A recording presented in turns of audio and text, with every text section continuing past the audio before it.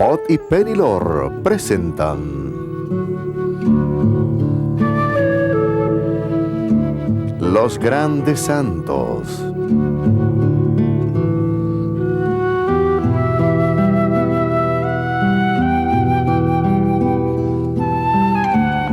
El Venerable Padre Pío.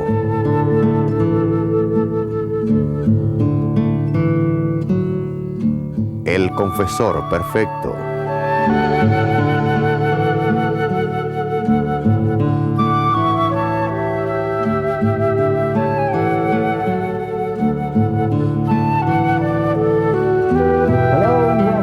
Hola y bienvenidos, somos Bob y Penny Lore. Y hoy día queremos conversar sobre un hombre poderoso muy especial en nuestra iglesia, el Padre Pío. El Padre Pío, nacido como Francesco Forgione, vivió en la sección más pobre de Pietrelcina, Italia. Él era pobre, pero de acuerdo a su propio testimonio, nunca le faltó nada. Él creció como un muchacho muy espiritual y muy sensitivo. A la edad de 5 años, él entró en éxtasis y tuvo la aparición del Sagrado Corazón de Jesús. Jesús se le apareció a Francesco y le hizo señas para que fuera al altar. Él impuso sus manos sobre la cabeza de Francesco. Aquí su vocación quedó sellada. Él empezó a tener apariciones de Nuestra Señora. Fue también entonces que los demonios comenzaron a torturarlo. Estas batallas continuaron toda su vida. Si cualquiera de las 3 hermanas o hermanos que querían ir de los dormitorios a la cocina, ellos tenían que salir de la casa porque había otra casa entre los dormitorios y la cocina.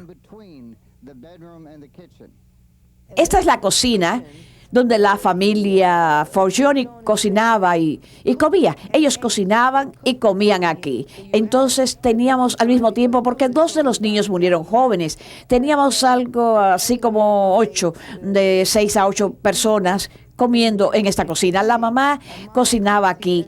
Y esta mamá Forgione cocinaba aquí, Gratia, y esto era usado para cocinar y también era usado para suministrar calor. Todas estas ollas que vemos aquí, utensilios, jarras y coladores, todo esto le pertenecía a la familia Forgione.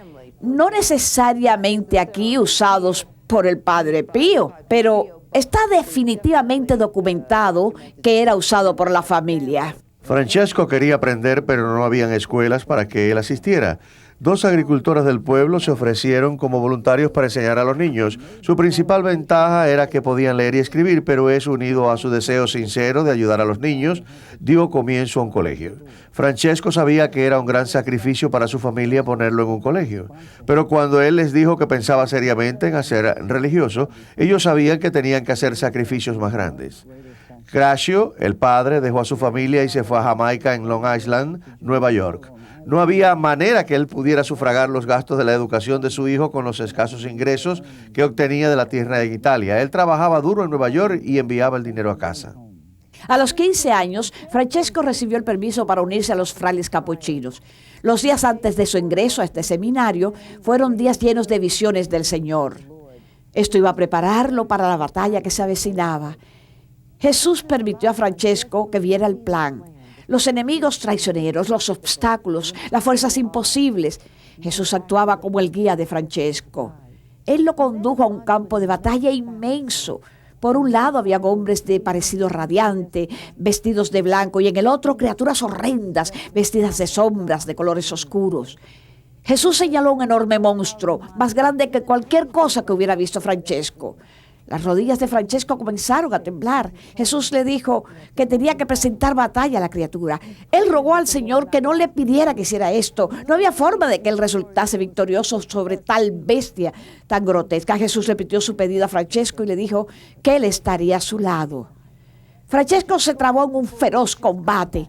El dolor que le causó la bestia fue enorme, pero él resultó triunfador. El monstruo huyó, así como todos sus repulsivos seguidores, gritando a toda voz y emitiendo sonidos inhumanos. Esta visión lo petrificó por los próximos 20 años. Al referirse a esto, el Padre Pío de 35 años se estremecía cuando hablaba de eso. Jesús le dijo a Francesco que él tendría que batallar contra este demonio toda su vida. Él le mostró a Francesco lo peor para que nunca menospreciase al enemigo o que bajase la guardia. Una noche antes de que ingresase donde los frailes, él tuvo una visión de nuestro Señor Jesús y de su bella Madre María, y en esta visión Jesús puso su mano sobre el hombro de Francesco, como lo había hecho cuando tenía 5 años. María le habló suavemente, tiernamente, maternalmente, llenando su alma con su bella mirada. Francesco adoptó el nombre religioso de Fray Pío. Él se dedicó por entero a la vida del seminario. Todo lo que había experimentado fue una anticipación para este tiempo. Él oraba, estudiaba, lloraba sobre la pasión de su Señor Jesús. Él mantenía silencio la mayor parte del tiempo.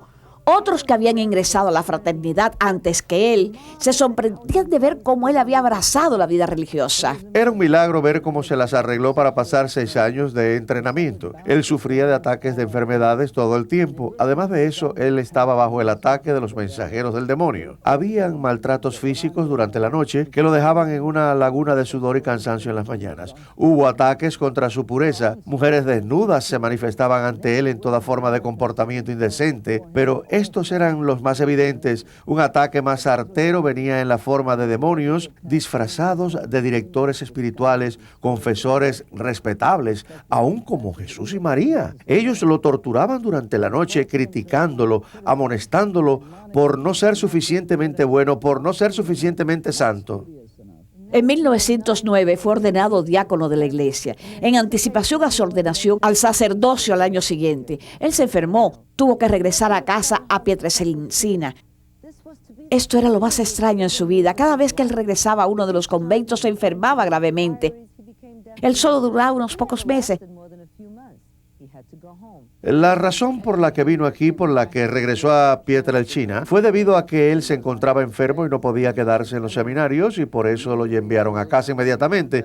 Después de regresar a casa, él se sentía mejor, pero no regresaba por varios meses. Él pasó la mayoría de sus años en el seminario en Pietrelcina. Yo le pregunté al hermano si el demonio atacó al Padre Pío aquí, y el hermano sonrió y me dijo, donde quiera que iba el Padre Pío, el demonio lo seguía.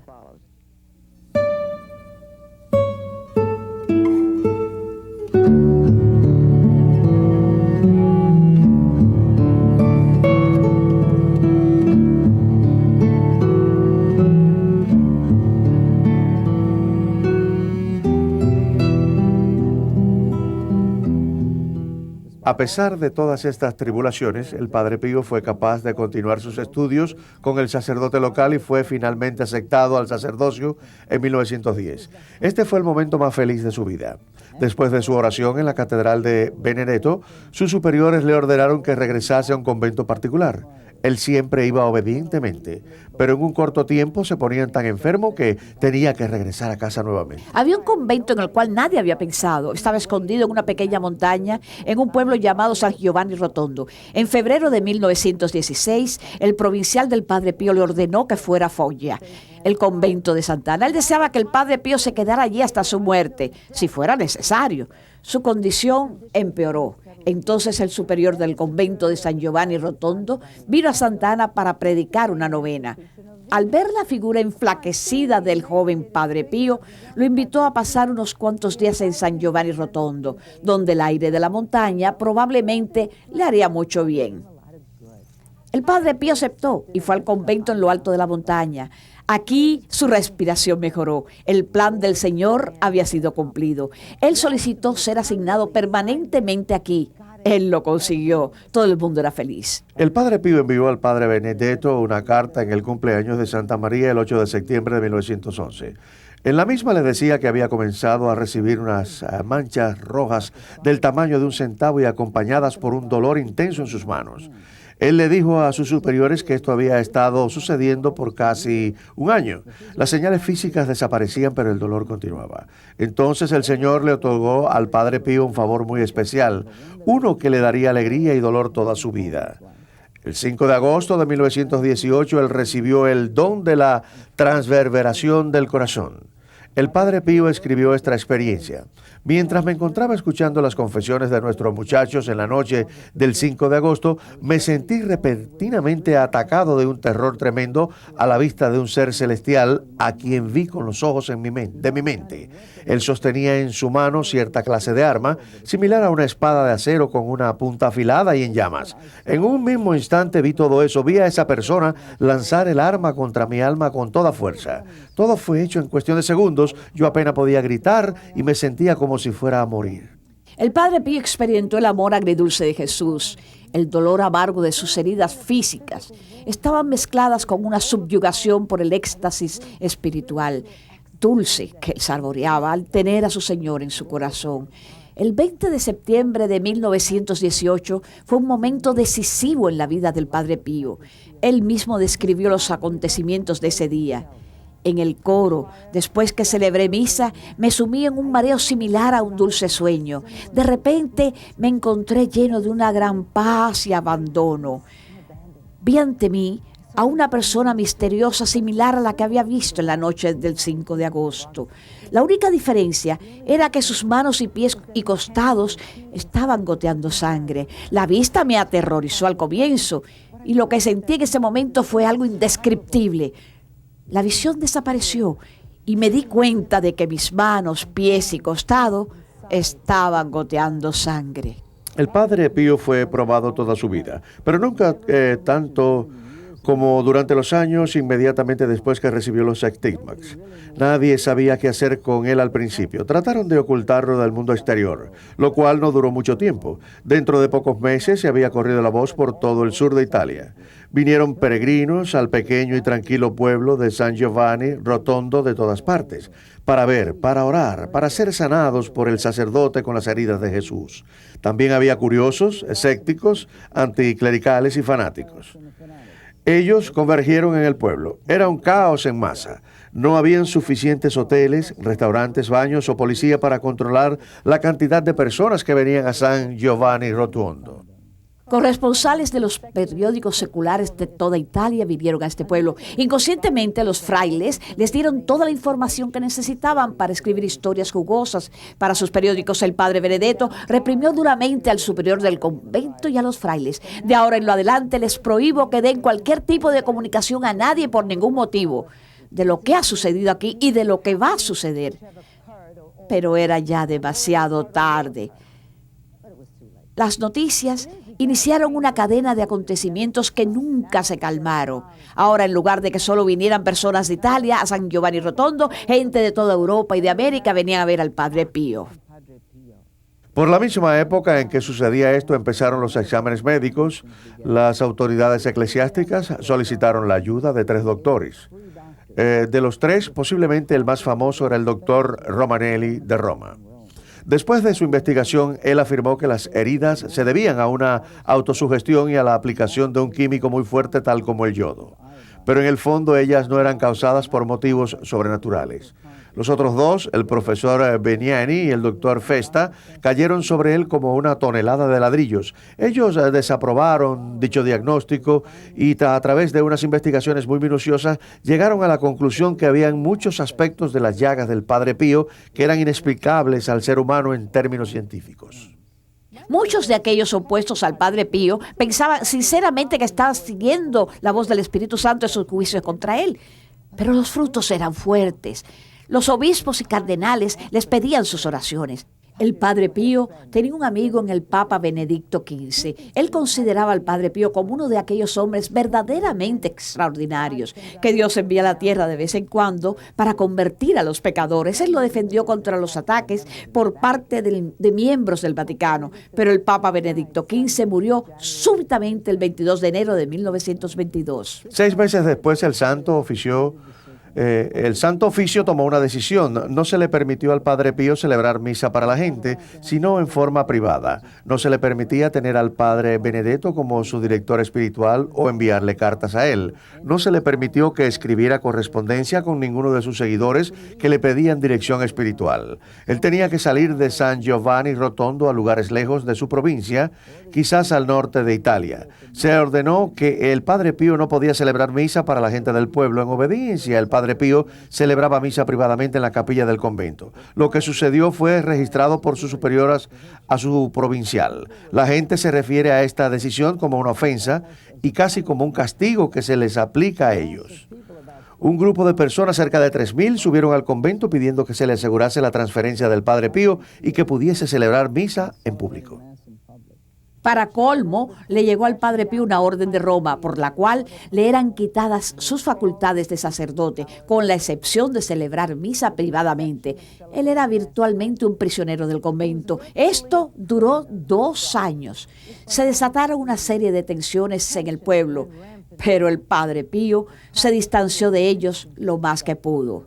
Él siguió con su rutina en forma pacífica y obediente, aunque su corazón estaba destrozado.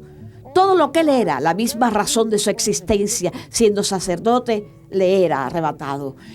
Él tenía que decir sí. Pero Dios está a cargo de todo. Dios siempre está a cargo de todo. Sabemos que Él no causó esta tragedia en la vida del Padre Pío. Él lo permitió por un tiempo. Entonces decidió que era suficiente el 16 de julio de 1933. Se le dio al Padre Pío el derecho de celebrar misa para la gente. Esto fue su permiso. Esto fue seguido por un permiso para oír las confesiones de la gente. Y muy pronto él estaba desempeñando todas sus tareas sacerdotales. El problema había acabado. ¿Cómo era la vida del Padre Pío? ¿La confesión? ¿El sacrificio de la misa? ¿Nuestra Señora que libera? Ella lo estaba moldeando, ¿no es cierto? Justo como ella había moldeado a Jesús, el Jesús humano. Yo estoy segura de que... Sí, cuando tenía la edad suficiente para saber espiritualmente, él se entregó a María. Suena sentimental, pero es verdad. ¿Qué hizo ella con él? Ella tuvo otro calvario. Hoy día la confesión no es un sacramento popular, pero en San Giovanni Rotondo, donde el Padre Pío oía confesiones por casi 16 horas al día, la multitud era tan enorme que tuvieron que establecer un sistema de números que no era una espera de 1 hora o 2 horas, a veces era una espera de 10 días para ir a confesarse con el Padre Pío. De vez en cuando, después que el penitente finalmente ingresaba al confesionario, él lo sacaba y le decía que no estaba preparado. ¿Se puede imaginar una espera de 10 días para ser simplemente sacado de allí? Algunas veces el penitente simplemente regresaba a la línea y cuando llegaba donde el Padre Pío por segunda vez, él estaba preparado. A veces demoraban 2 años en regresar. Entonces, el Padre Pío exclamaba alegremente: por fin, he esperado 2 años para que tú regreses. Llamamos al Padre Pío un sacerdote víctima. Y recuerdo que cuando él salía de la sacristía para ir al altar o salir de su habitación para venir a la sacristía, corríjanme si estoy equivocado, parecía como que se volvía más pesado y se le hacía más difícil caminar a medida que se acercaba más. No es que se ponía más pesado, sino que parecía que él se sentía más el peso de la cruz. A veces parecía que temblaba cuando iba al altar. Y alguien una vez le preguntó sobre eso. ¿Siente usted temor cuando celebra la misa? ¿Por qué tiembla usted? Él contestó: no, tengo temor de lo que tengo que ofrecer. Él mantuvo una fuerte relación con Nuestra Señora a través de su vida. Y la pregunta que tengo, la cual estoy seguro no tiene respuestas. Gracias por preguntarla. Esa es muy buena. Pero usted es el que podía hacerlo. Si nadie podría hacerlo, usted sí podría. Cuando vinieron los ataques y vemos o escuchamos historias del Padre Pío siendo golpeado malamente, y tan pronto como él invocaba a Nuestra Señora o tan pronto como él decía las palabras de Jesús, todo desaparecía. ¿Por qué lo decía antes? ¿Porque no las decía antes? Bueno, yo creo que lo decía lo suficientemente rápido, pero la idea es cuando usted está hablando del Padre Pío desde el momento de su ordenación a los 23 años. ¿Por qué el Padre Pío de hoy en día? La gente nos pregunta, ¿por qué los milagros de la Eucaristía de hoy en día? ¿Por qué estamos aprendiendo sobre los milagros de la Eucaristía hoy en día? Siempre decimos que nuestro Señor, en tiempo de crisis, va a traernos un milagro de la Eucaristía. Su Santísima Madre se va a aparecer o Él va a darnos santos, hombres y mujeres poderosos. El Padre Pío fue más que un hombre poderoso. El Padre Pío es una señal de la cruz. ¿Por qué nuestro querido Señor nos dio al Padre Pío en este tiempo? debido al ataque a la cruz. Sáquenlo de la cruz. ¿No es eso lo que estamos experimentando? La misa, el sacrificio de la cruz. Olvidemos el sacrificio, hablemos de la celebración, hablemos de la fracción de pan, hablemos de unidad, hablemos de la gente, hablemos de la justicia social, pero no de la cruz. Entonces nuestro Señor eleva la cruz, una cruz andante, ¿verdad? Él es una cruz andante, Él era un caminante, un Cristo sangrante en la cruz. La Casa para el Alivio de los que Sufren fue oficialmente abierta el 5 de mayo de 1956, con 300 camas y el equipo más moderno. Dentro de pocos días, las camas empezaron a llenarse. Todo el mundo se encontraba feliz del trabajo que se estaba haciendo.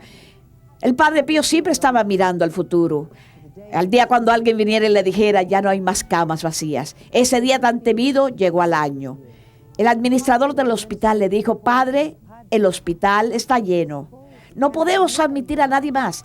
Él les dijo que pusieran unas camas extras, ya sea en la biblioteca o en las oficinas, en los pasadizos, pero que no le dijeran no a los enfermos. En el segundo aniversario de la apertura de la casa, el Padre Pío hizo detonar la dinamita para empezar la adición de más cuartos. Hoy en día la casa cuenta con 1,200 camas. El Padre Pío amó a nuestro Señor Jesús en la Eucaristía toda su vida. Para él la Eucaristía era el centro de los beneficios espirituales. Antes de que ingresase al sacerdocio, él pasaba horas en la iglesia adorando a Jesús en el Santísimo Sacramento. Después de su ordenación, él entraba en éxtasis durante la consagración de la misa, al punto en que los feligreses se quejaban ante sus superiores por las misas tan largas que celebraban. A menudo lloraba durante la misa. No era que derramaba abundantes lágrimas, sino que sollozaba por dentro. Él lloraba desde lo más profundo de su alma. Cuando se golpeaba el pecho durante el yo pecador, era como si estuviese culpando de todos los pecados cometidos por el hombre. Lágrimas gigantes emanaban de sus ojos hasta su barba. La misma del Padre Pío lo ponía en el drama del Calvario. Él estaba aliviándose del dolor que hería su alma y cuerpo ese 20 de septiembre de 1918. Podemos seguir la huella del amor del Padre Pío por María la Madre de Dios desde cuando tenía 5 años. Esto continuó toda su vida. Él mencionó varias veces en su vida que recibía apariciones de María en forma regular. Él se sentía fortalecido con estas oraciones, especialmente cuando sufría el ataque de los demonios y de monstruos grotescos que le eran enviados para torturarlo. Uno de sus seguidores escribió, cuando hablaba de su Madre Celestial, como la llamaba él, simplemente no podía ocultar su emoción. Cuando recitaba la Visitación, una oración a la Santísima Virgen, él no podía contener las lágrimas ni la emoción de su voz. Algunas veces se sentía atacado por un violento sollozo que le hacía imposible continuar con la oración. El último año del Padre Pío, 1968, fue uno de los más difíciles físicamente. Por muchos años había estado físicamente incapacitado debido mayormente a los estigmas. En 1963, cuando la misa cambió del latín al idioma local, él recibió el permiso para continuar usando el latín. Esto no se debía a que él desaprobase el Concilio Vaticano II, sino debido a su avanzada edad, lo cual le hacía difícil volver a aprender la misa. En 1967, él recibió permiso para sentarse durante la misa y tener ayuda física durante la consagración de la misa. El Padre Pío celebró sus 81 años en mayo de 1968. Para un hombre normal, alcanzar esta edad, su cuerpo estaría en proceso de desmoronarse. Pero este es el Padre Pío del cual estamos hablando, un Cristo crucificado por 50 años de su vida. A comienzos de 1967, le diagnosticaron asma. A partir de ese momento, su condición física se vino en picada. Durante sus últimos meses en la tierra, sus llagas empezaron a secarse. Las llagas en su costado se empequeñecieron y aquellas en las manos y pies supuraban una mezcla de sangre y agua. El Señor decidió llevarse a casa al Padre Pío en el fin de semana del aniversario número 50 de sus estigmas. Se habían planeado muchas celebraciones para ese fin de semana. La bendición de la cripta, el Vía Crucis y el reconocimiento oficial de los grupos de oración del Padre Pío por parte del Vaticano. Él hizo un esfuerzo supremo ese día de su aniversario, viernes 20 de septiembre. Él celebró misa a las 5 de la mañana y tomó parte en el rosario y en la bendición. Había una gran cantidad de gente. La falta de aire podría haberle ocasionado un ataque de asma, pero no era severo. Se puso peor el sábado 21 de septiembre. No era capaz de celebrar la misa, pero se empeñó en continuar como era su costumbre y decidió tomar parte en el rosario y en la bendición. Pero eso fue todo. Se quedó solo por el resto del día. En el domingo 22 de septiembre se sintió muy enfermo para celebrar la misa, pero sabía que la iglesia estaría llena completamente. Él podía ver la contrariedad en la cara del padre Carmelo. Él hizo un gran esfuerzo, le rezó a todos los ángeles para que lo ayudasen y celebró misa. Hacia el fin, él se desplomó y fue sujetado por los hermanos. Él se recuperó momentáneamente y continuó bendiciendo a la multitud. El padre Pío siguió preguntando ¿qué hora es? 4 o 5 veces dentro de las próximas 3 horas. Él hizo la misma pregunta. Cada vez el padre Pellegrino venía y le decía la hora después de la medianoche. El padre lo llamó nuevamente y sus manos temblaban. Le preguntó al padre Pellegrino si ya había celebrado la misa. El fraile respondió que era muy temprano. El padre Pío dijo, bueno, esta mañana usted la va a ofrecer por mí. Cerca de la 1:30 de la mañana, el padre Pío pidió que le cambiaran su pijama por el hábito franciscano. El fraile se quedó junto a él. Tenía temor por la vida del padre Pío. Él se estaba yendo rápidamente. El padre Pellegrino salió corriendo del cuarto y regresó con el hermano Bill Martín. Ahora José Pío, después de mirar la condición del padre Pío, se llamó al doctor. El doctor empezó a trabajar intensamente en el padre Pío. Pero el Señor había decidido que ya era suficiente. Ven a casa, hijo. A las 2:30 de la mañana del 23 de septiembre de 1968, el padre Pío dejó esta tierra. Sus palabras finales fueron Jesús, María. Beatum Pium et Pietrelcina, Sanctum esse Decenimus et Definimum.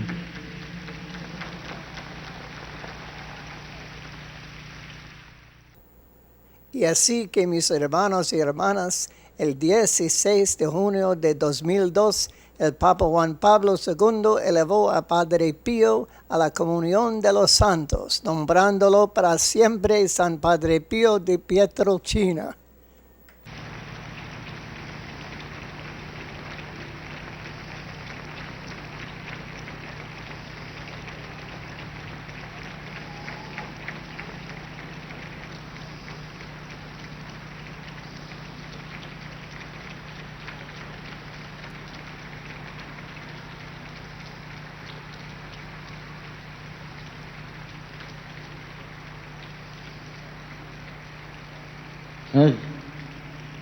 Et sanctorum catalogo adscribimus statuentes eum universa ecclesia inter sanctos pia devotione recoli deber in nomine Patris et Filii et Spiritus Sancti.